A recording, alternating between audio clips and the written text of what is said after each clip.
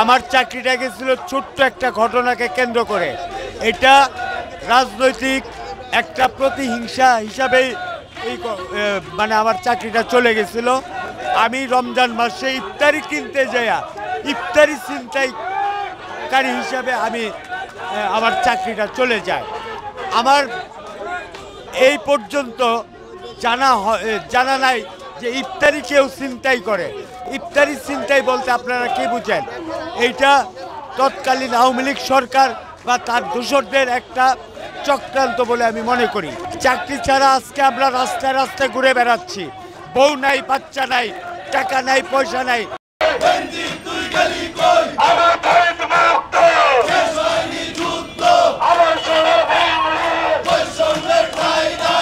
স্বৈরাচার শাসকের আমলে যাদের চাকরিচ্যুত হয়েছে, চাকরি থেকে বাড়িতে পাঠায় দিয়েছে, কারণে অকারণে বিনা কারণে পাঠাইছে, তাদের সবাই পূর্ণবহালের জন্য চাকরির আন্দোলনে আমরা নামছি। একটাই দাবি, সবার নির্বাহী আদেশে চাকরিতে পূর্ণবহাল করা হোক। ভাই, আমরা এখানে যারা উপস্থিত আছি প্রত্যেকের সাথে বৈষম্য করা আছে।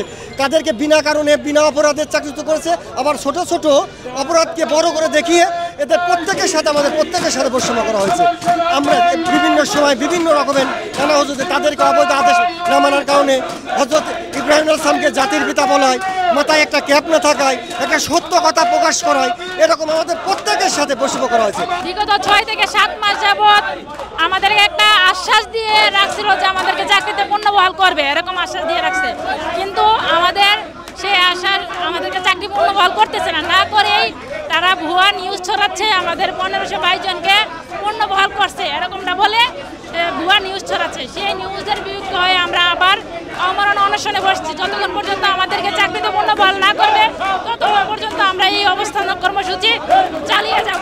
আমরা যারা স্বৈরাচার শেখ হাসিনার আমলে বিগত 15 বছরে আমরা তাদের অনৈতিক আদেশ না মানার কারণে বিভিন্ন কোর্ট দেখিয়ে আমাদের চাকরিচ্যুত করা হয়েছে।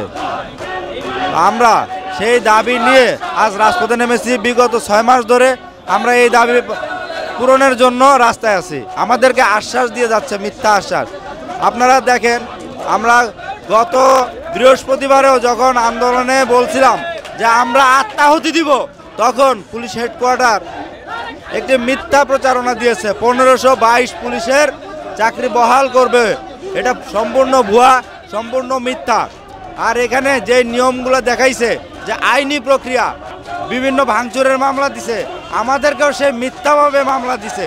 তাদেরকেও শেখ হাসিনা কিন্তু প্রমাণ করেছিল মিথ্যাভাবে, আমাদেরটাও সে মিথ্যাভাবে প্রমাণ করে আমাদেরকে চাকরিচ্যুত করছে।